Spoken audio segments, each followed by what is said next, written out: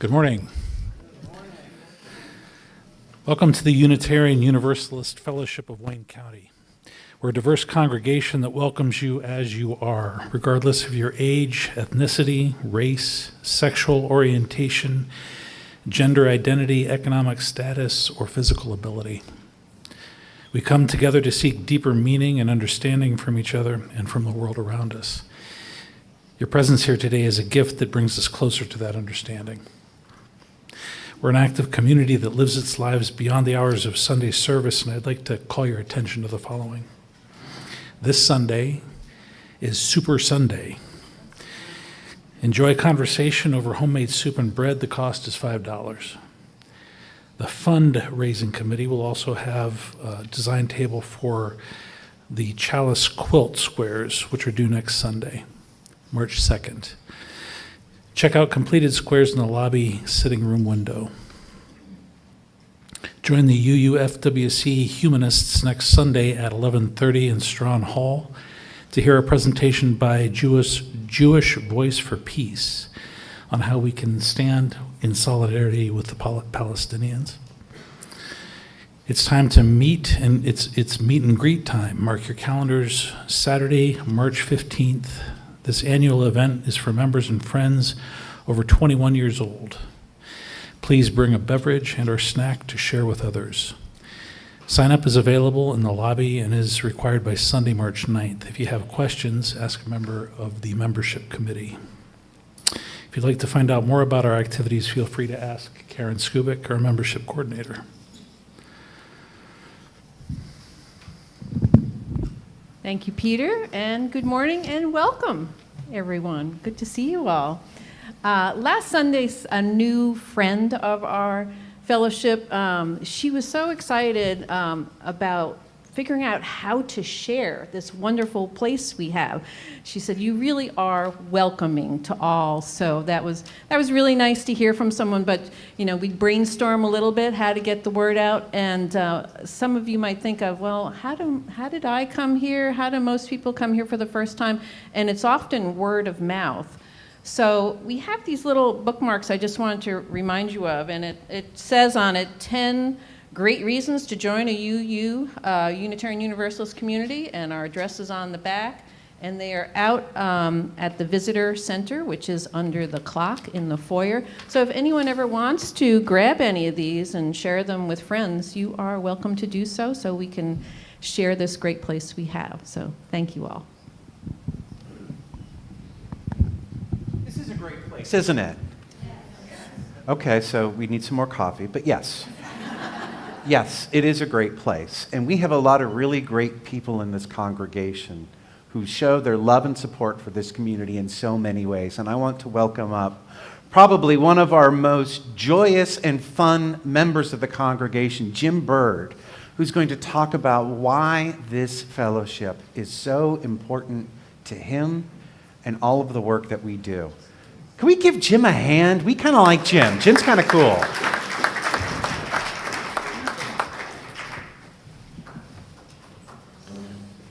And they gave me a whole 2 minutes to do it in.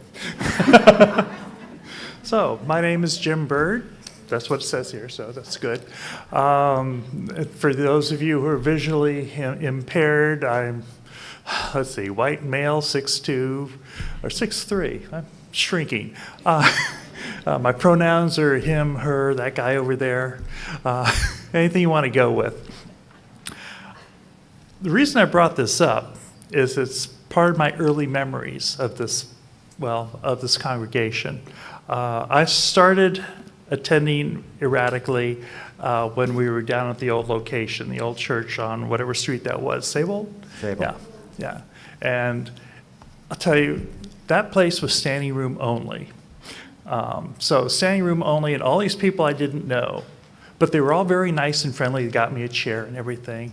Lloyd Boyer came up and gave me this book and said, "This is everything you need to know about being a UU. Everything we believe is in this book." And as we go through all the songs, and from time to time, it really was. And I have to do a special shout out to Dave Drum, who invited me to. He said, "You'd make a good UU." That was 50 years ago. So it took me 4 decades to get around to it. So what I really cherish about this organization, this community, this ground roots democracy who built this from really an old Grange building to what we have today in this LEED certified building. It's all of you. I have all these memories of discussions with so many of you. They're some of the better discussions I've had, and I wish we had more time to talk. That's the value of the coffee hour, the sacred coffee hour. That's what I learned the first time I went out. You come together for so many things. The story of the madrigal it was kind of like a Judy Garland, Mickey Rooney movie. It's like, let's put on a show. And everybody throws in, well, I can do this, and you all came together and put on the madrigal for year after year. It's a wonderful thing. But you can only do that as a community. And the other thing I value is, just before I started coming here, I was an organizer. Tell me, I'm over my 2 minutes, right? I'm not bored. Keep going. Good. Aside from the fact that I was, dropping in occasionally, I was an organizer. And I had all these volunteers and sending them out and having to do phone calls and everything. And when Inez and I first came into this building, it's like, God, there's so many people I know already. This was terrific. You are community involved. You get out and get things done. So that's another thing that I treasure. And so I'm going to leave it at that. You're just a wonderful group of people. Glad I treasure all of you, because it's so nice to see you each day and say hi and how you doing. And I really want to know what's going on. So thank you.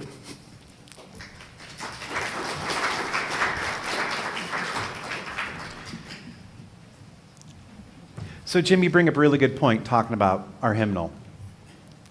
And I hate to do this, I'm going to make a small correction. Almost everything you need to know about being a UU is in here.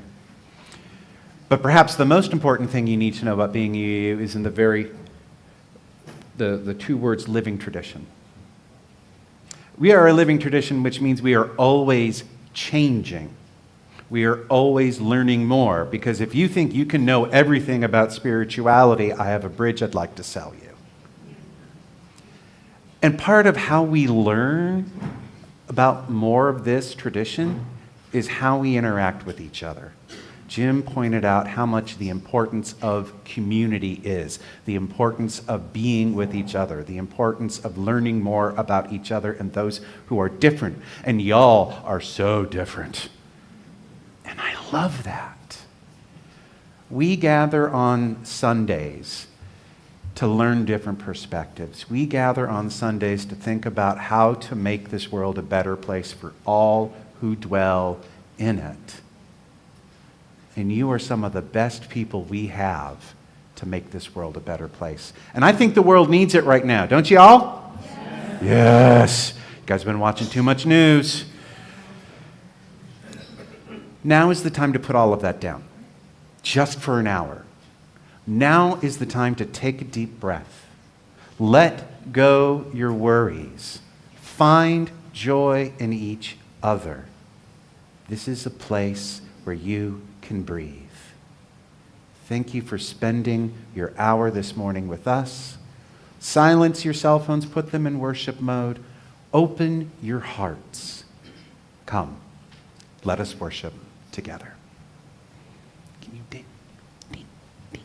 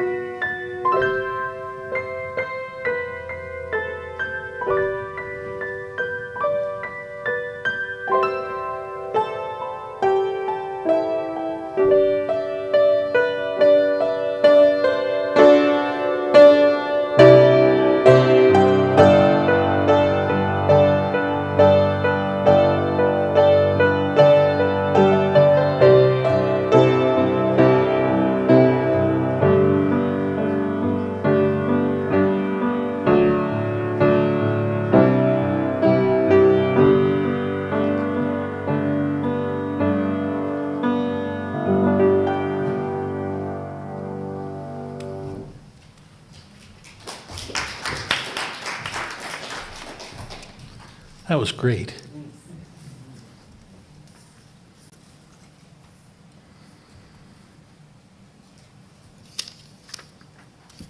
Our chalice lighting this morning is by Kendall Gibbons.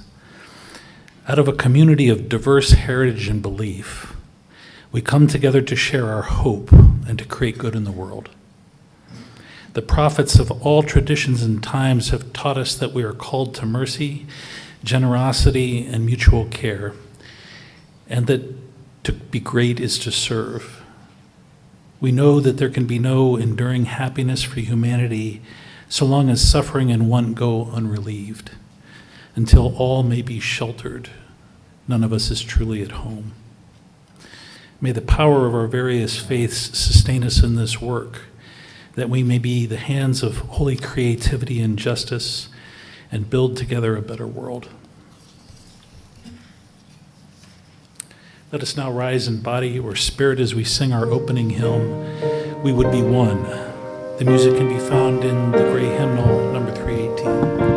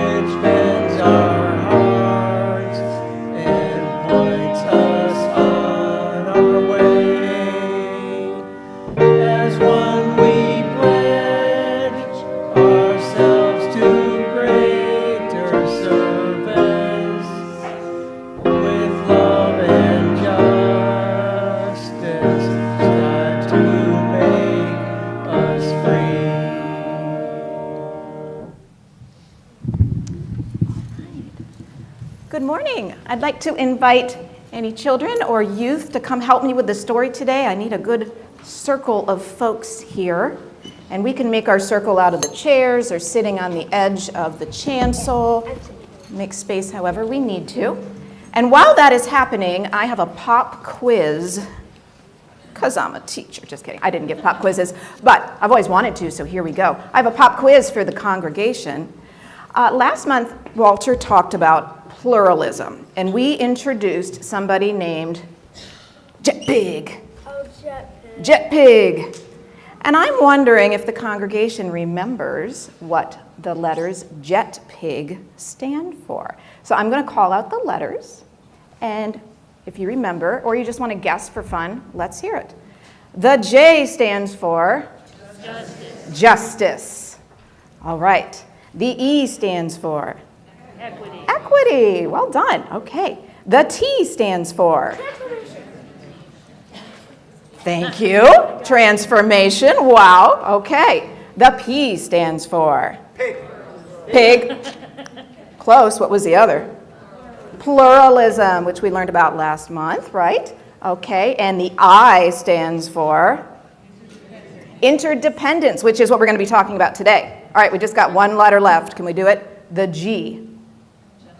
Generosity. So that's Jet Pig. And let me tell you, you can find anything in this world on the internet. You actually searched that? I did. I searched for a pig in a jet suit, And I found this little guy from a pilot supply company. So, Jet Pig, maybe we'll sit up here today, Jet Pig. All right, so today we're going to be talking about interdependence. There we go. All right, so I have some materials to pass out first. It involves yarn, and every section will get a ball of yarn. Thank you, Sarah, for helping with ball rolling this morning. She was a novice, but her skills improved and grew as she kept doing it. Ba-dum-bum-bum. All right. And the first person I'm giving it to, if you would like to take the end of the thread and hold on to it tight and start passing the ball of yarn across the rows and behind you so that everyone, this group, I want you to wait for me.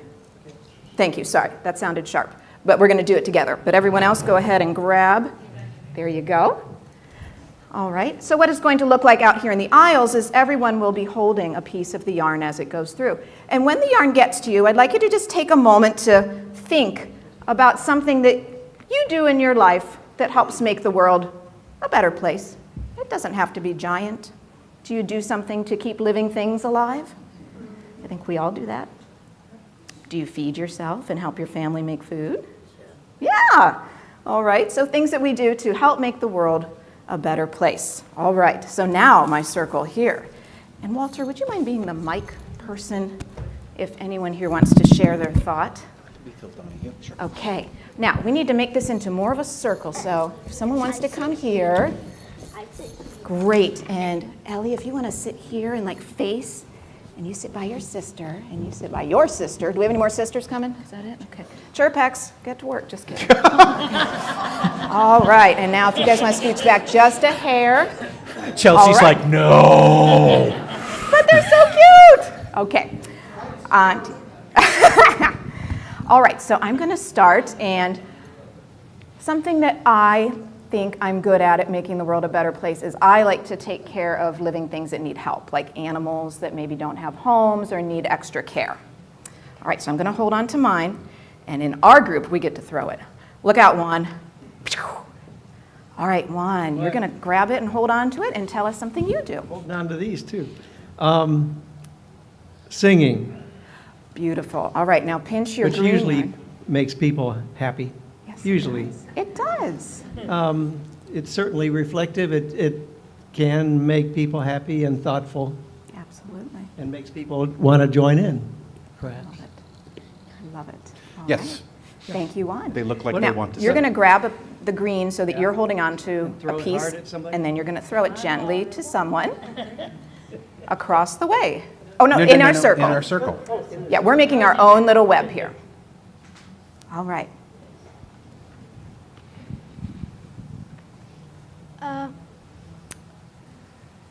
Every Friday morning in the summer, I went to a homeless people breakfast, and I fed them breakfast.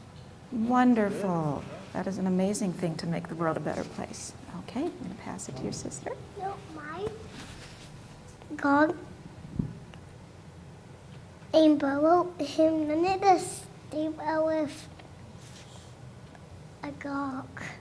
Wow. So you help take care of your dog. That's a very important thing. And Yes. what a great world you make for your dog. All right, would you like to toss the ball to someone over there? You gonna give it to your sister? Okay, that's always a safe bet. I love that. Okay. I take care of my little sister. Yeah, I bet you do. You do a good job helping care for your family. Okay. Lily, would you like to add anything? You don't have to. I feed my pets. Also, can I say one thing? Yes, of course. If that candle falls, the pig's turning into bacon. Oh, yes, we will not let that happen. Trust me, if you know me, we will not let that happen. Okay, so you're going to hold on to a piece. Toss it to one of these two. Good catch, Jack. Excellent work, Jack. Okay, that's all right. You can keep yours to yourself and hold on to a thread, and you can throw it to someone who hasn't had it yet. Nice. I feed my dog every morning with I- his pills and everything. Oh, and medication, too. That's very important to keep your dog healthy. Okay. Good catch, good throw. I share my notes with people in class who don't take theirs. That is extremely generous. Very generous. Okay, and Oliver. I help feed my cats. Wonderful. I bet you have your times. Yeah. I bet the kitties really appreciate you taking care of them. And I think Peg needs the ball next. And I play my sax, but I also try to make sure everybody can vote. Ooh, that's a good one. That's a good one. Okay, so as we look down here, I know you folks can't see our web so well, but we've made something that looks like a really cool spider web. And I want you to hold on tight because I'm about to tug. Oh, Jack's got his. He just didn't want to speak today, and that's okay too. All right, I'm going to give a little tug. Let me know if you feel it. You're not feeling it? What if Olivia gives a little tug? No. Oh, yeah, I do. You feeling it? Do you feel it? What if Juan gives a little tug? Yeah, I can't really feel it. What if Juliet gives a little tug? Ooh, I felt that. Okay. This web shows that we are all interconnected. And there's an invisible thread that connects all of us all the time that we can't see. Not just people, it connects us to plants and animals and the mycelium in the soil. All of it is connected. Why does it matter if we're connected to plants? Who cares about plants? We need to eat them to survive. Hello? And I'm named after a plant. And you're named after a plant? That's incredibly important. Yes. Plants help provide us with good stuff to breathe, right? Yeah, the hawthorn tree. So we are all interconnected. What happens if none of us do anything to help the world be a better place? Drop it. Well, there we go. Do you mind if I grab your string? Well, it certainly isn't as beautiful and strong as the web that was connected together. All right. So thank you for making a web with me today. And we will head to classes while Walter talks to the folks in here about being interconnected.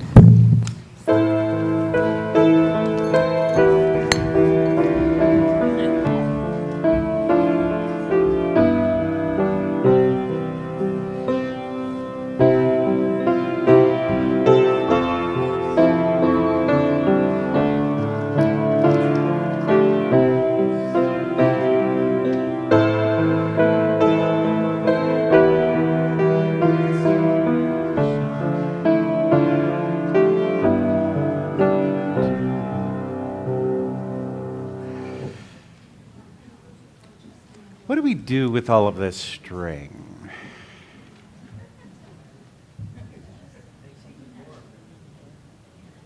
You're right, Juan. We should make something warm. Well, I want you to think about that, though. Let's make something warm. When I think of things that warm my heart, I gotta say, coming in this morning and seeing all of your faces, seeing the connections between each of us, that warms my heart. The connections we make in community warm us, give us comfort, connect us. Juan, we are a sweater. We are a sweater, and we're that sweater that's been in your closet for years that you always bring out. But it keeps you warm. It keeps you warm, and it's comfortable, and it might not always be pretty, but it feels good. Y'all feel good.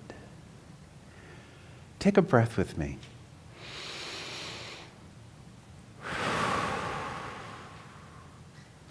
I encourage you now to get comfortable in your chairs.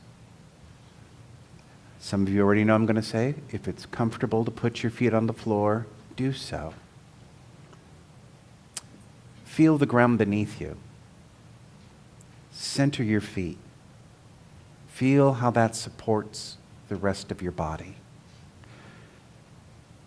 Feel your back, how you're grounded in your chair.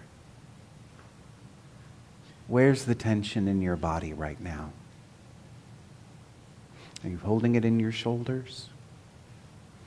Are your hands clenched? Find that spot of tension that exists. Breathe deep into it and release.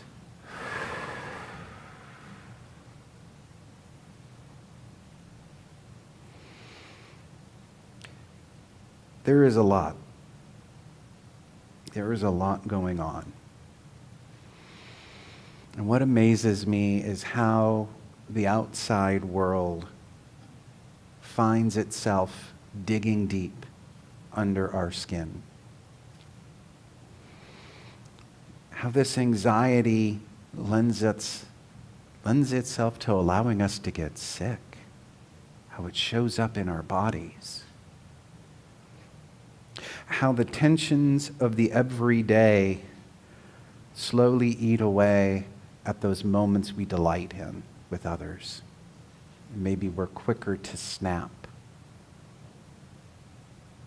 Or maybe the weight of the world is just causing you to shut down. I think a lot of people have been napping a lot more lately. All of this anxiety shows up in our bodies. And this, my friends, is the place to let it go for just a little bit.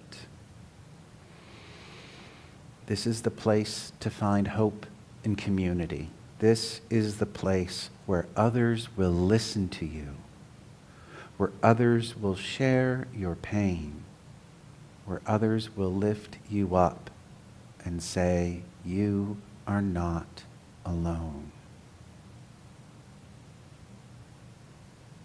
We need each other. We need the love that is within each of us to lift us up.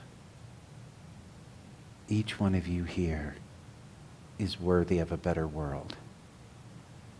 Each one of you here has the ability to show just a little bit of love to another, to make this world what we want it to be. Breathe deep. Find comfort in the sweater. And know that you are loved. May it be so.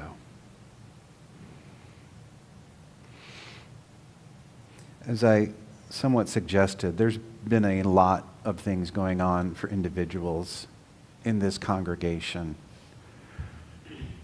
And I don't want to lift up every single one of them because a lot of people want some time to process their stuff before they let it known. But I want you to know, each and every one of you, that I'm thinking about you.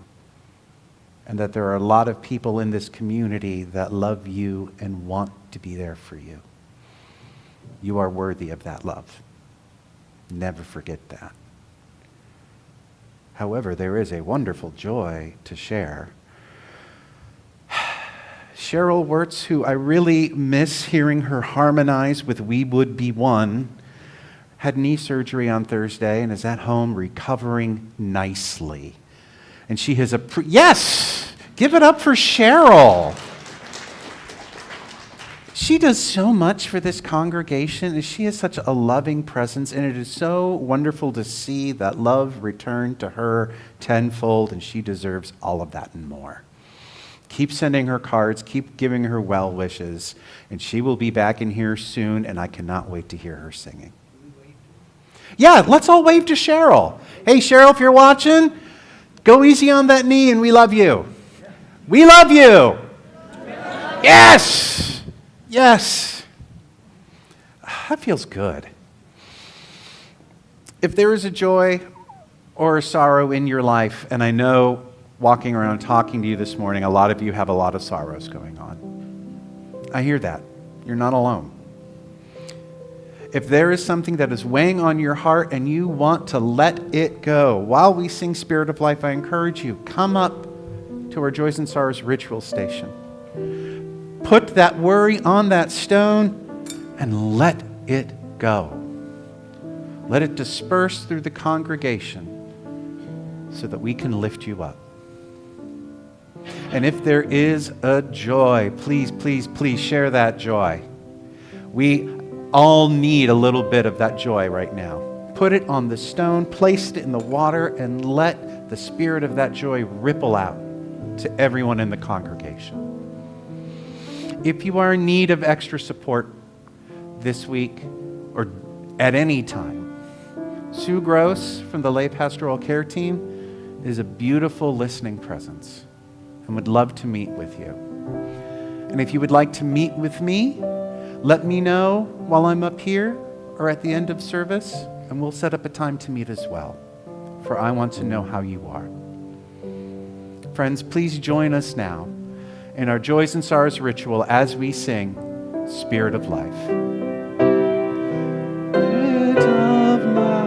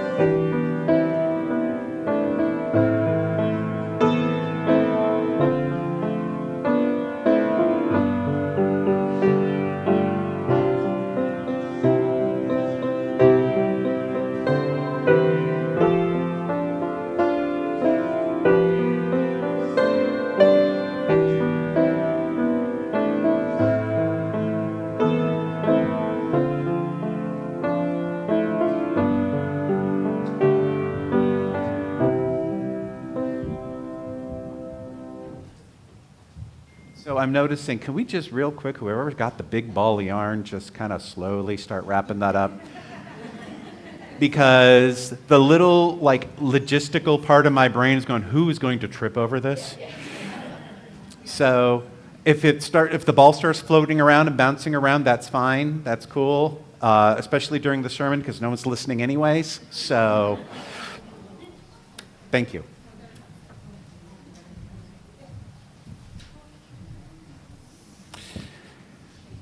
Our faith is centered on the belief that we can make this world a better place for all who dwell in it. In order to realize that vision, we need both the motivation and the means. Your donation helps the community put its faith into action by supporting our programming and our facilities. This morning and throughout the month of February, donations that are not designated for another purpose will be split with the National Alliance on Mental Illness, or NAMI. NAMI provides advocacy, education, support, and public awareness so that all individuals and families affected by mental illness can lead better lives. For those who are watching online or do not carry cash, you can donate on our website by scanning the QR code in the order of service and on the screen. The offering will now be collected and gratefully received.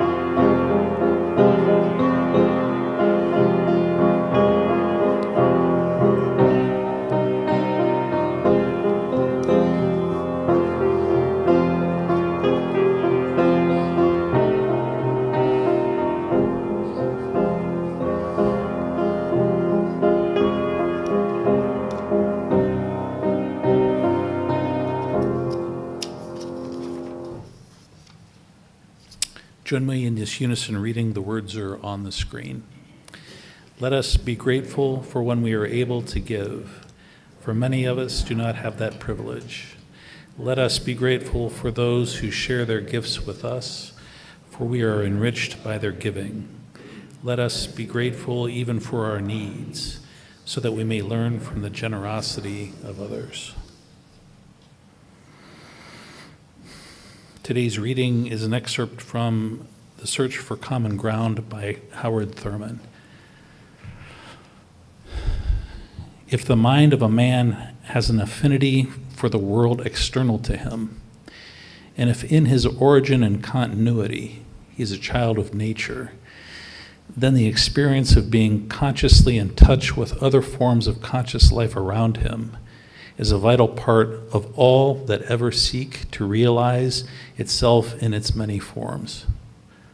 When men ignore this, then their behavior very easily becomes wantonly destructive. And in their blindness, ignorance, or arrogance, they force expressions of life around them to fall short of actualizing their potential. In the extent to which this takes place, community itself is defeated in the life all around us. If this is done, it may be that man himself is cut off from actualizing his potential and cannot know community in himself and in the world of his fellow.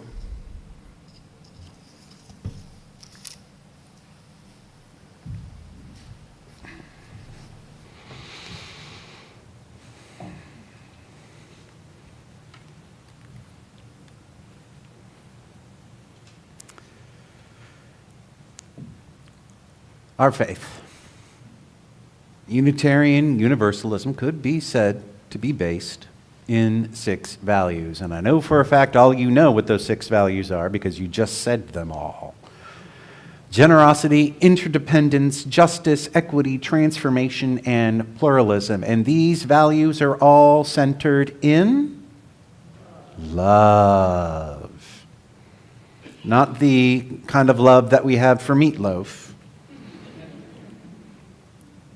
but the kind of love that lifts up all beings.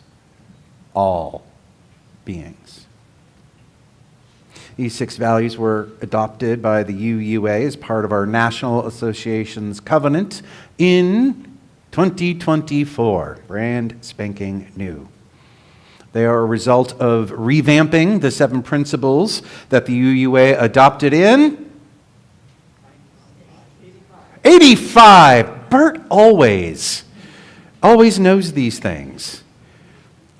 In January, as alluded to, I did a service talking about the value of pluralism and how diversity of thought and identity is a strength, not just for us as a denomination, but a strength for us as individuals.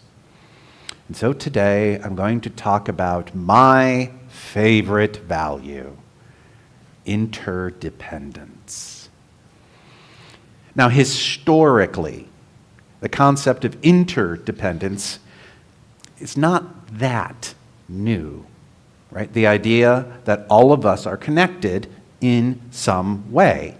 How many of you are familiar with Martin Buber? All right, a couple nods, right? Good UUs. The book I and Thou very much talks about that concept of interconnectedness, right? Early existentialists like Emerson and Thoreau talked about that deep spiritual connection with nature, which starts to get us to that concept that all things are connected. And of course, the Reverend Dr. Martin Luther King and his concept of the global community all are steeped in this idea of interdependence. So there's a lot in our early theological history from both Unitarian and Universalist thought that points to interdependence without naming it explicitly. But in 1985, we did name it explicitly when the original 6 principles were edited into 7. And that 7th principle, I believe, is on the next slide. There we go. In the late 70s and early 80s. How many of you remember the late 70s and early 80s? All right.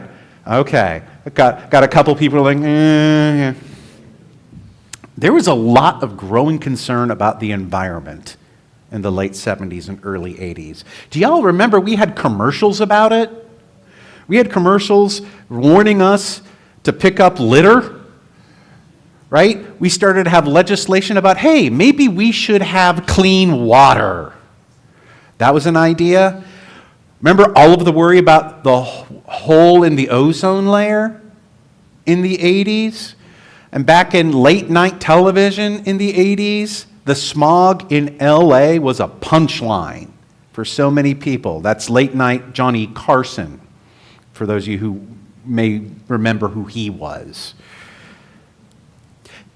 And so we Unitarian Universalists have always been concerned about the environment. And so in the 70s and 80s, when it came time for us to revamp our principles, a lot of folks said, we need a principle explicitly about the environment. And what they came up with was that respect for the interdependent web of all existence of which we are a part. You notice that's a little bit more esoteric than save the environment? I mean, it could have been very easy for us to say something like, we will ban the use of chlorofluorocarbons and single-use plastic within our congregations and mandate that all congregations will recycle and compost and all waste and legislate that all congregations become carbon neutral in 20 years. We could have done that, but we are a spiritual community.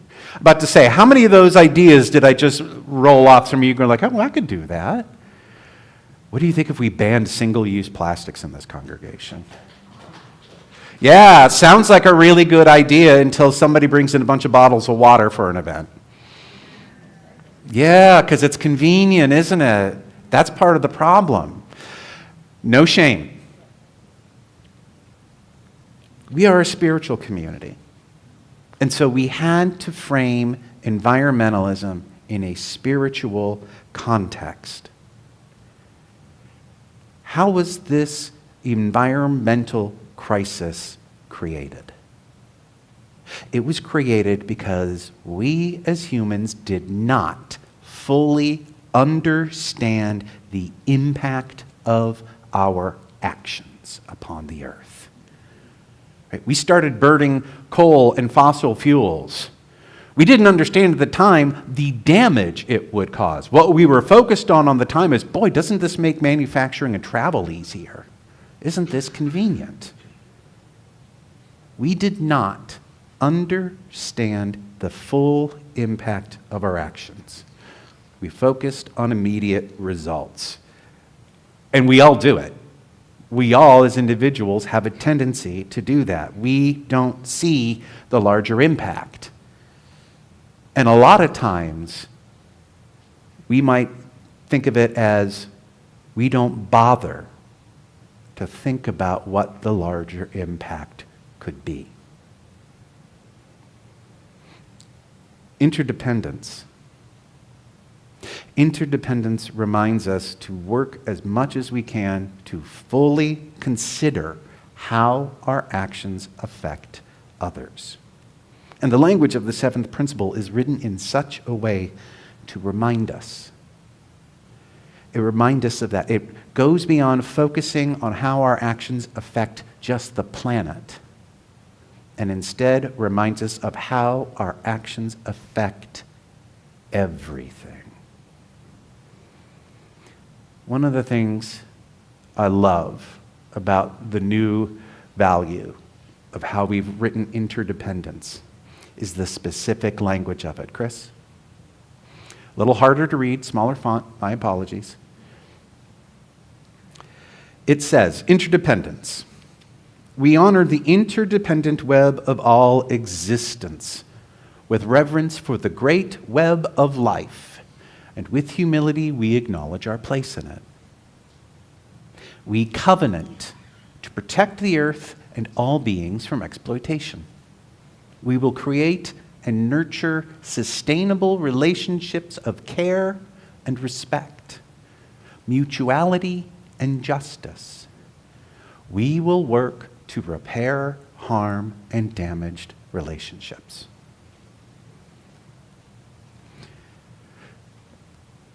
Every one of our new values in our bylaws is written in this same format. We start off with a statement about the value, and then we go to we covenant, covenantal language, how we should live this value in community. And while it is new language, how many of you have noticed they've kept some of that old language? Interdependent web of all existence. God, that's a delicious phrase. I love that phrase. I'm so glad they kept it. But what I love is how it goes to talk about how we protect not just the earth, but its inhabitants from exploitation. It was something that is very much hinted at in the seventh principle and is made very explicit today. Care for the people who are being exploited. We've seen the damage exploiting resources can do. Have you ever thought about the deep damage that is created from exploiting people? The most obvious and egregious example of this was slavery, chattel slavery, 400 years ago. How it so severely dehumanized black people that 400 years later we are still working to repair that damage. How about systems of patriarchy? For millennia, the work of women has been devalued. The idea of nurturing and caregiving given less weight than other ideals. So much so that it has devalued the worth of professions like nursing, teaching, daycare, elder care. It's created a society where women are almost automatically paid less than men for the same work. How about labor exploitation? We have people who are making billions of dollars because they consistently exploit the labors of their workers. They have workers who work more than 40 hours a week who cannot afford to live. They can't afford food, they can't afford an apartment, they cannot make a living wage. And they are toiling harder than most people want to give them credit for. And it's created a class that cannot escape, that cannot pull itself up by its bootstraps because they have no shoes. All of these actions, these are like fossil fuels. It's done great for our economy in the short term, but the lasting effects are devastating. We did not understand the full impact of our actions. We focused on immediate results. No larger impact. Or maybe a better way to put it is we didn't bother to think what the impact would be. And this is where our faith comes in, folks.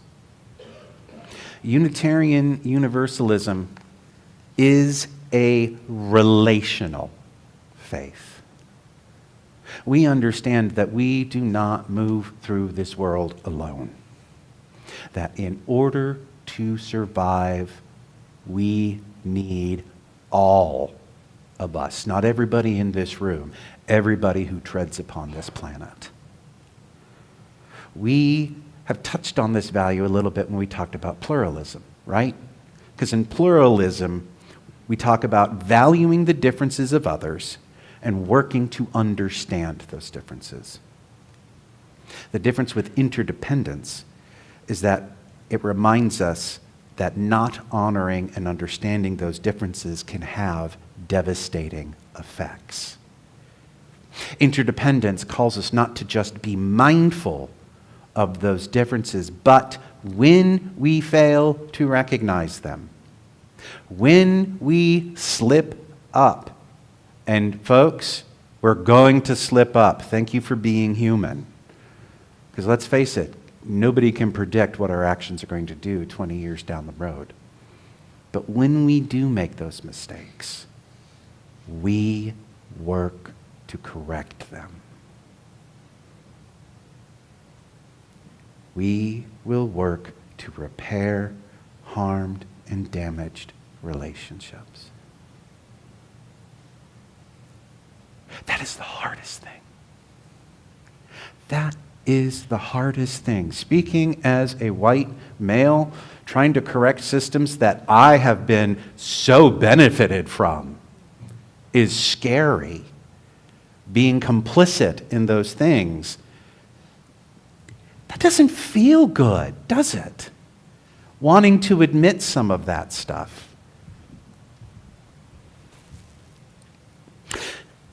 There is a word in here that you almost never see in Unitarian Universalism.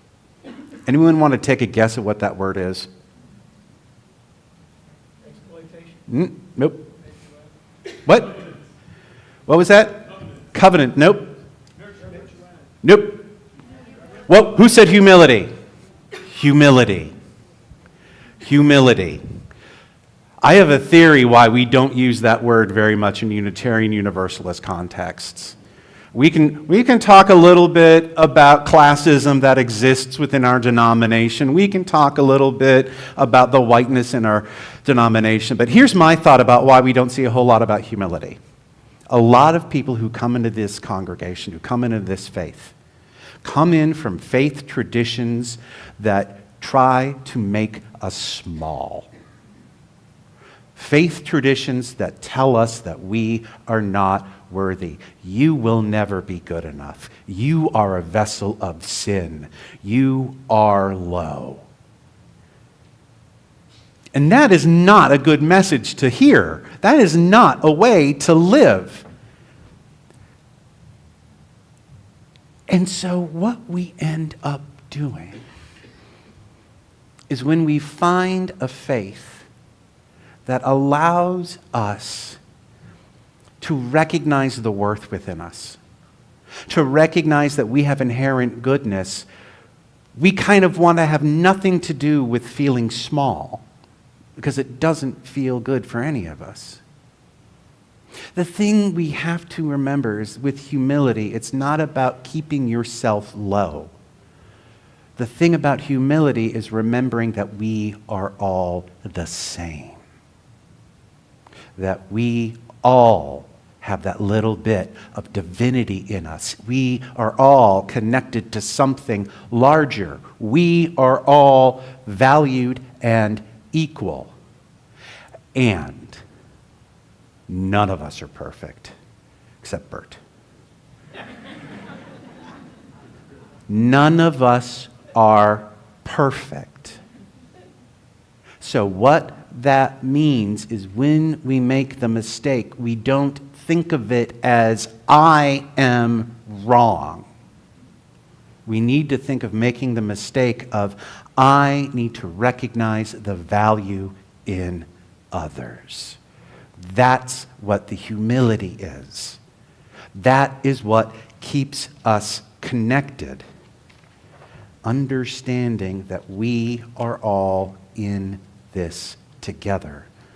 None of us are perfect or more equal or better.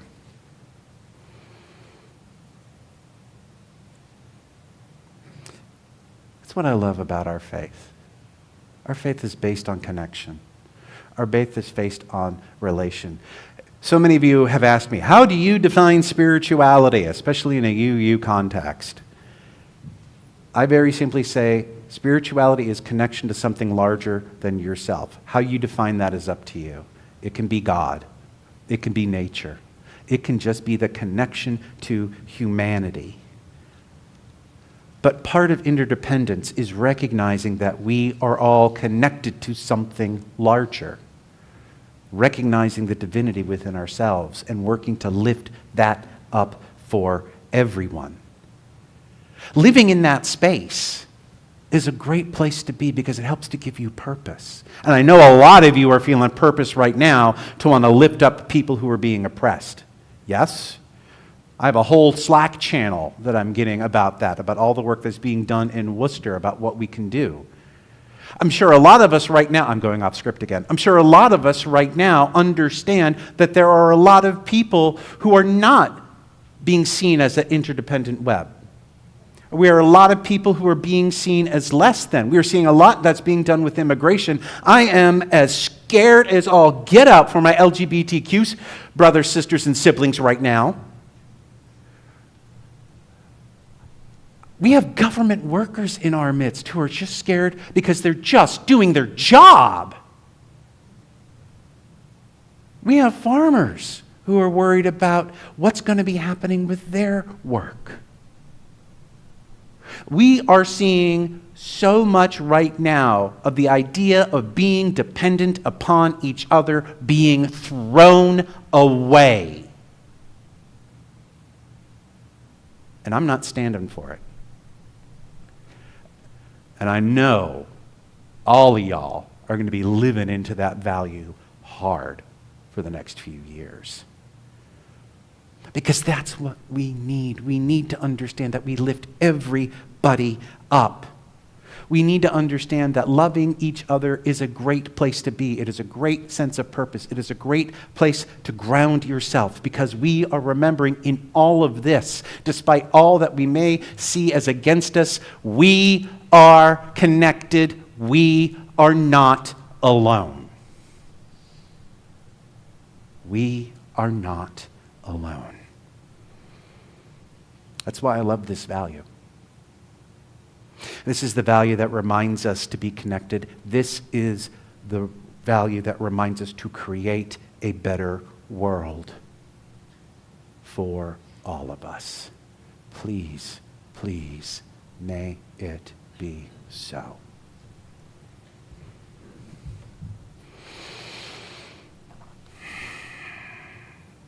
We're all in this together. Our world is one world. Let's sing it. Please rise in body or spirit as we sing our closing hymn. Our world is one world, 134 in the gray hymnal.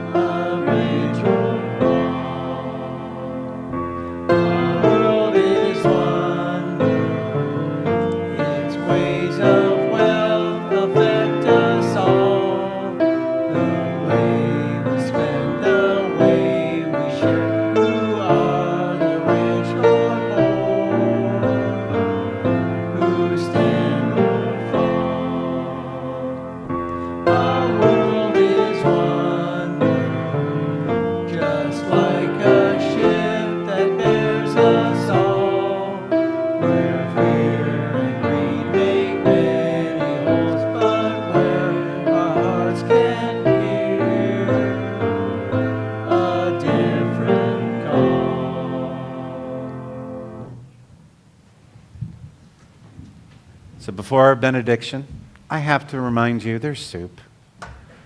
There is soup. Get some soup. It's $5. Help out. How many of you are making quilt squares? Right? Saturday, get those in. Sunday, Saturday. Next Sunday, says our queen of the quilts. Okay. I've made one. I will let you try to figure out which one mine is. It does not look as good as you think. But here's what I love about the quilt. And again, it talks about that interdependence. Everybody has something to offer to make something larger.